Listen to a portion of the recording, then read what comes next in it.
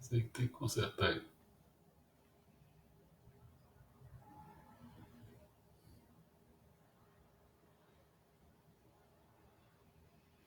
Boa noite, boa noite. Bom, hoje nós vamos dar mais um passo na direção do conteúdo economia, né?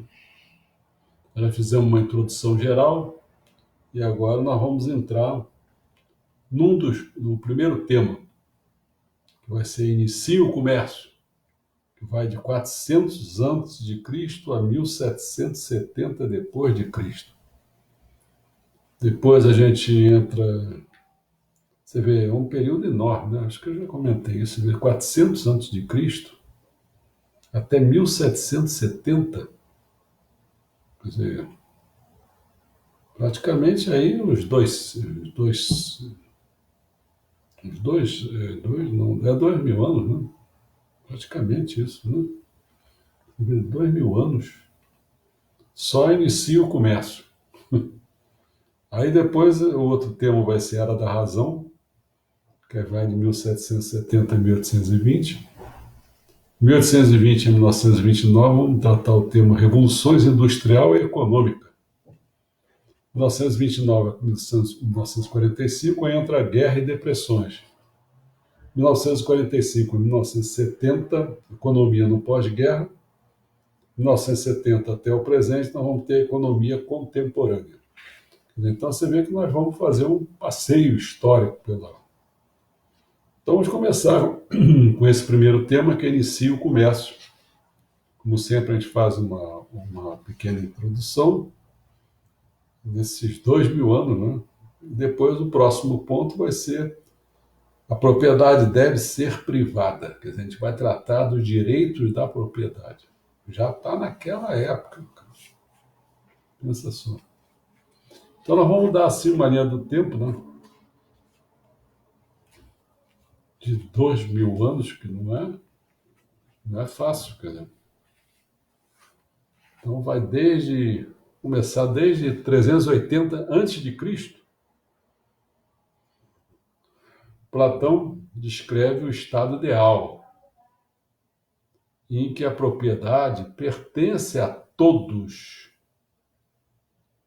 e o trabalho é qualificado. A propriedade pertence a todos. Então, a propriedade coletiva, isso é que o Platão defendia.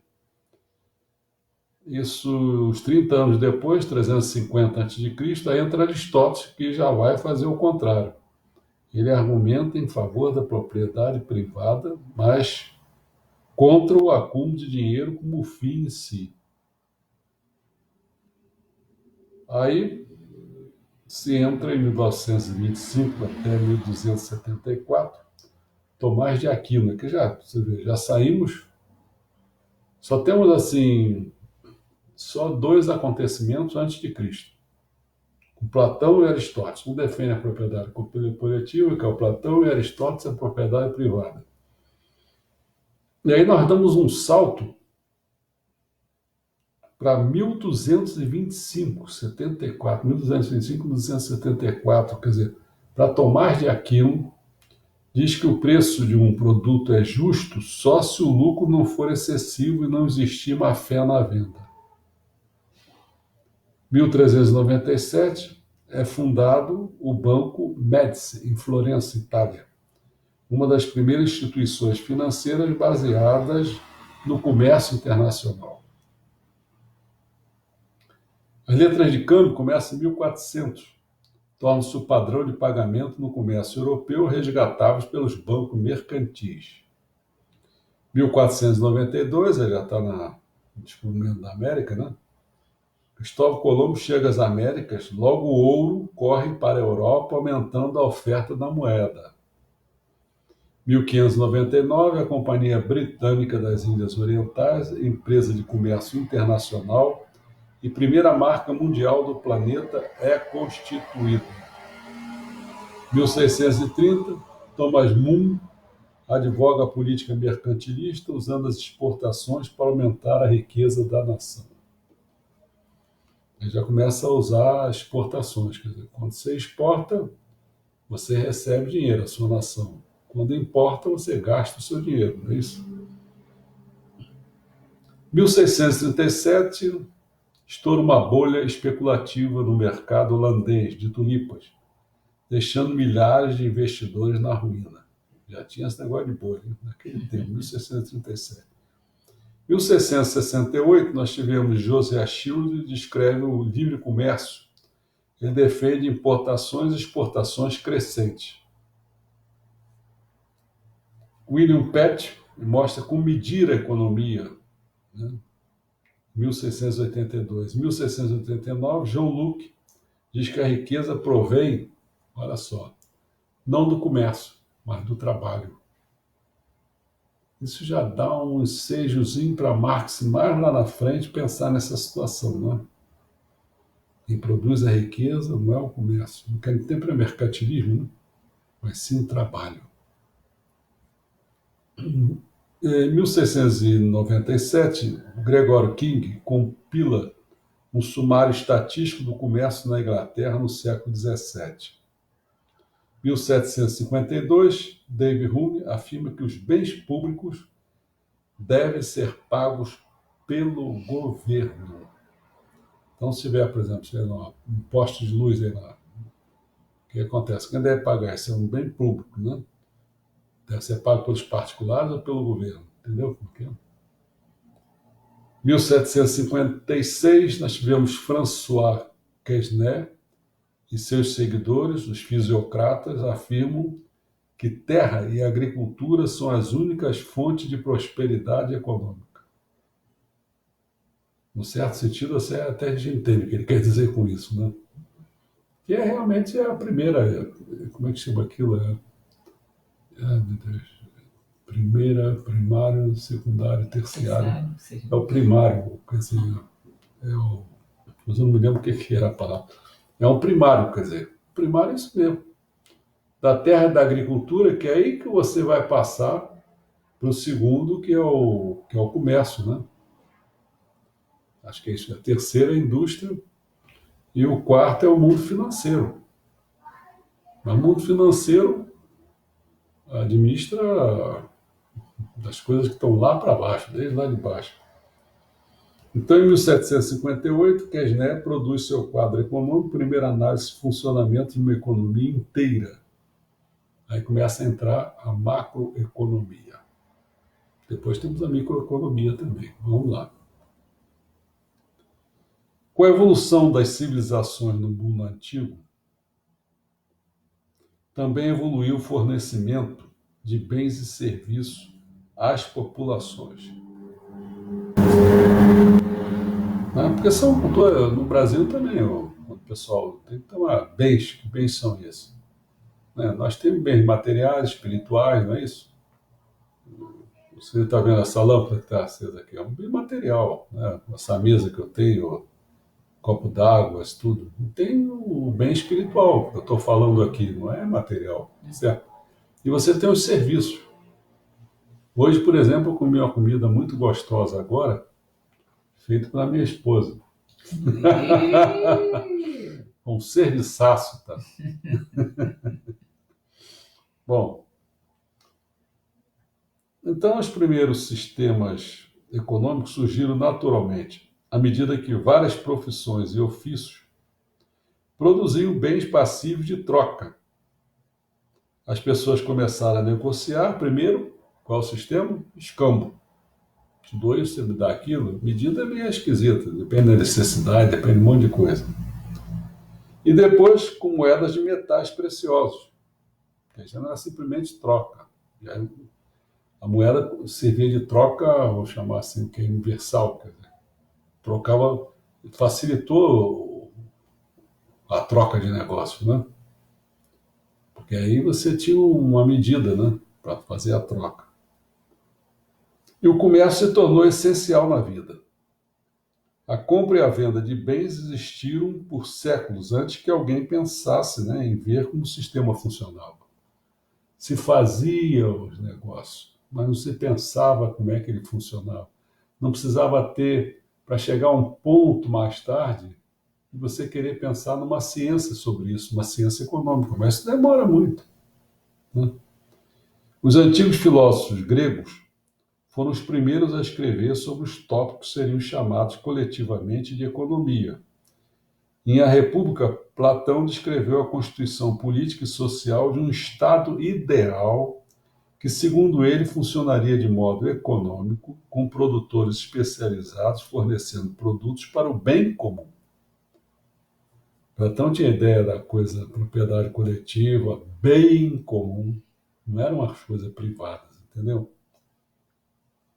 No entanto, seu aluno Aristóteles defendia o conceito do bem privado, suscetível de negociação no mercado. Isso tem uma ideia assim muito esquisita, né? Porque ele falava, não, vamos ver isso lá na frente, que é você ter um bem assim, isso estimulava a pessoa a usar aquele bem para fazer troca, para fazer coisas assim desse tipo. Bom, essas discussões do Platão com Aristóteles, até hoje, ainda está até hoje, essas discussões vão prosseguindo. Sendo filósofos, Platão e Aristóteles viam a economia como uma questão de filosofia moral, em vez de analisar como funcionava um sistema econômico. Eles tiveram ideia de como ele devia funcionar. Ele devia funcionar, não é como ele funcionava, como ele devia. Quer dizer, por isso que é uma filosofia moral, entendeu? Esse tipo de enfoque chama-se normativo, é subjetivo e atenta para como deve ser, não é como deve ser. O enfoque normativo da economia persistiu na era cristã, quando filósofos medievais como Tomás de Aquino tentaram definir a ética da propriedade privada e do comércio no mercado. Aquino avaliou a moralidade dos preços, defendendo a importância de preços justos, sem lucro excessivo para o comerciante. Os antigos viviam em sociedades nas quais o trabalho era executado em grande parte por escravos. E na Europa medieval imperava o sistema feudal, em que os camponeses recebiam proteção de senhores em troca de trabalho ou de serviço militar. Assim, os argumentos morais desses filósofos eram um tanto acadêmicos. Duas coisas para a gente falar. Falar a ascensão da cidade-estado e uma nova ciência. Tá? A ascensão da cidade-estado. Ocorreu uma grande alteração no século XV, quando as cidades-estados surgiram na Europa e se enriqueceram com o comércio internacional. Uma classe nova e próspera de comerciantes tomou o lugar dos latifundiários feudais como agentes importantes da economia. Eles trabalharam lado a lado com dinastias de banqueiros que lhes financiaram o comércio e as viagens de descobrimento. Novas nações comerciais substituíram as economias feudais de pequena escala e o pensamento econômico começou a se concentrar na melhor forma de controlar a troca de bens e dinheiro de um país ao outro. O enfoque dominante na época, chamado mercantilismo, preocupava-se com a balança de pagamentos, a diferença entre o que um país gasta em importações e o que ele ganha com exportações. Era bem visto vender mercadorias no exterior porque dava dinheiro ao país. Já a importação de mercadoria era considerada prejudicial, porque o dinheiro ia embora. Para evitar o déficit comercial e proteger os produtores nacionais da concorrência estrangeira, os mercantilistas propuseram tributar as importações. Já começaram naquela época já para garantir os de dentro. Você tributa a mercadoria que vem de fora. Com o aumento do comércio, ele saiu das mãos dos comerciantes e seus patrocinadores. Foram criadas sociedades e empresas muitas vezes com o apoio dos governos para supervisionar as grandes operações comerciais. Essas empresas passaram a ser divididas em ações. Gozado nesse nome, né? Ele tem uma ideia de uma ação, qual é, né? Ele passa a palavra, você começa a ter ações, que você compra ações de uma empresa, para ser financiada por muitos investidores. Você compra uma ação, outro compra uma ação, tal, então está financiando as coisas. O interesse na compra de ações cresceu rápido no final do século XVII, levando à criação de sociedades anônimas e bolsas de valores, nas quais as ações poderiam ser compradas e vendidas. Bom, uma nova ciência.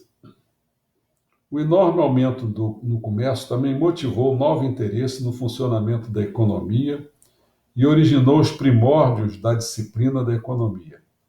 Surgindo no início do século XVIII, o denominado iluminismo, que prezava a racionalidade acima de tudo, adotou um enfoque diante da economia política.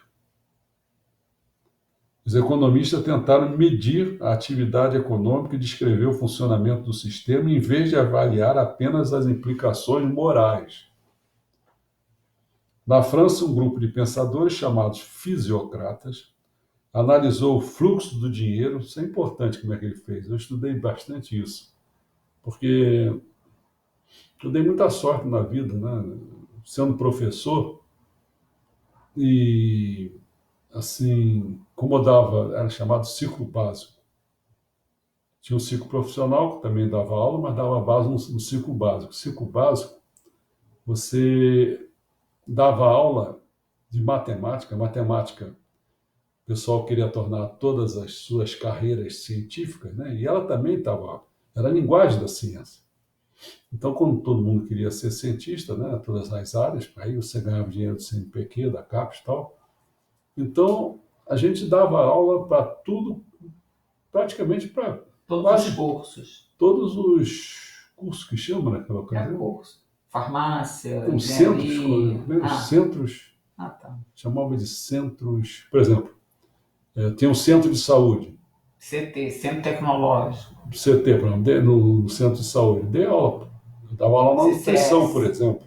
CCS, farmácia. Centro, então, do tecnológico, natureza e matemática. CCMN. E ali eu dei para física, química, e eu fui para aí afora. Lá para aquele outro lado, lá no Largo São Francisco, também dei aula lá naquele centro lá.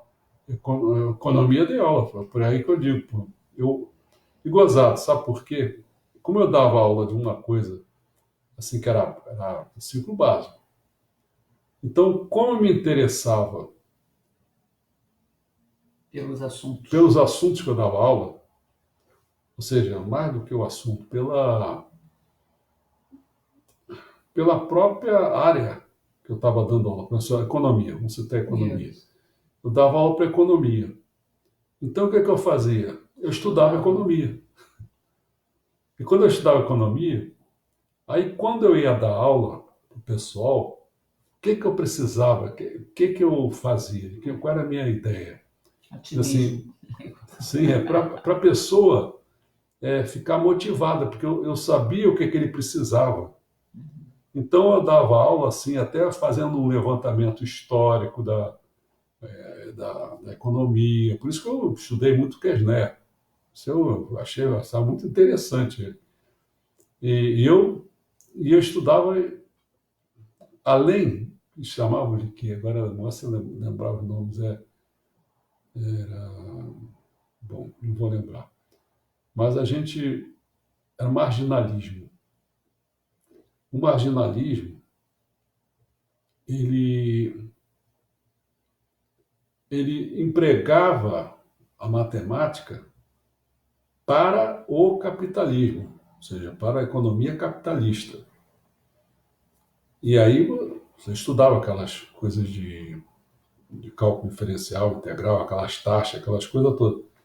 Mas, ao mesmo tempo, eu tentava sempre me preparar qual seria a matemática socialista para a economia, a matemática socialista para qualquer área, para a nutrição, para qualquer área que eu ficasse, entendeu? Para a física, para a química, porque a matemática se desenvolveu muito para fazer linguagem da física, entendeu?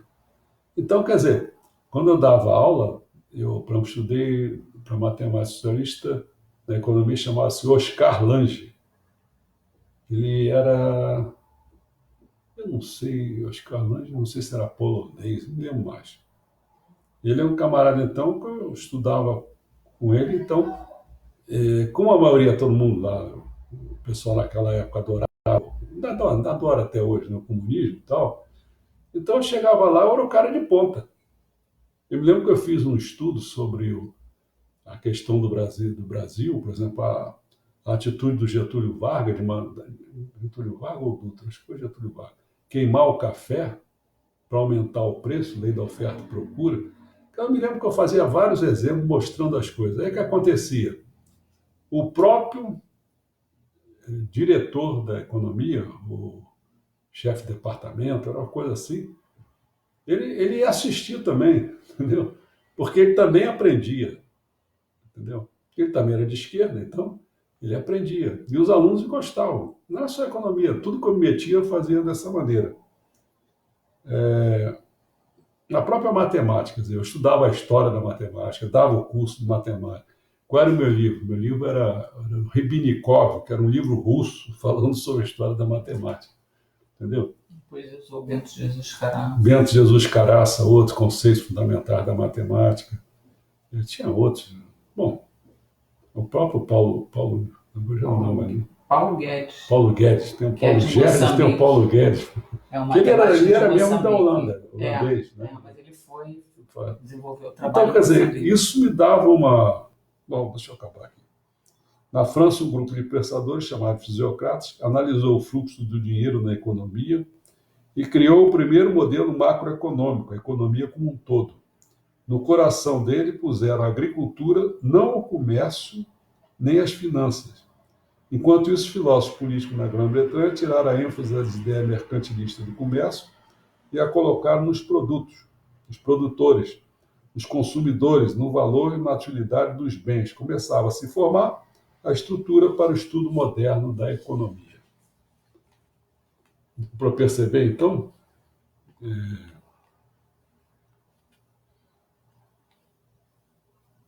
bom, isso é um mundão. Às vezes, quando assim, só para completar aqui, sei lá, no 23, às vezes quando as pessoas, foi assim conversando com a ministra Nilda, né, ela dizendo assim, você foi preparado sem você saber. Eu digo, é isso mesmo, fui preparado sem eu saber.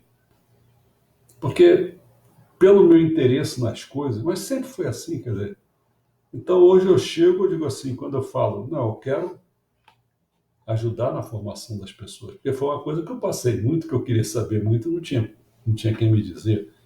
Quer dizer, então, praticamente, eu acabei me preparando, tive algumas pessoas que me ajudaram, tive, mas eu tive as pessoas que me ajudaram de forma mais indireta possível, foi através dos livros. Essa é que é a verdade, entendeu?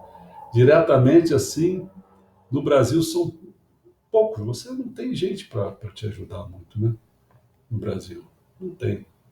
Você vê nesse próprio episódio que está acontecendo aí, o Moro e o nome dele, o Bolsonaro, né? Você vai ver que eu até pedi nesse escrito que eu botei, eu disse, olha, por favor, não fique me xingando aí, nem fiquem dizendo que eu sou de esquerda, de direita, sei lá o que é. Por favor, os argumentos, eu falei, os argumentos, e argumentos não sejam falácias, não sejam argumentos de autoridade para cima de mim, argumentos, entendeu? Juridiquês, isso não é legal, isso aqui, nada disso, cara. Mas é difícil. Então as pessoas, mais ou menos que nem a igreja, o que as pessoas vão fazer? Vão me ignorar. Por que ignora? Porque se abrir a boca não vai ter o que dizer. E aí, entendeu? Isso é chato, quer dizer, eu gostaria de ter mais gente comigo fazendo esse trabalho, né? Aqui no Brasil, né? Tá bom? Então, vou desligar Eu tenho outro tópico. e a gente vamos falar sobre a propriedade deve ser privada? Direito de propriedade? Privada até onde? Essa é uma boa pergunta, hein? Aguarde aí. Vou ligar e desligar. Desligar ele. Vou ligar, sei lá o que é, pô.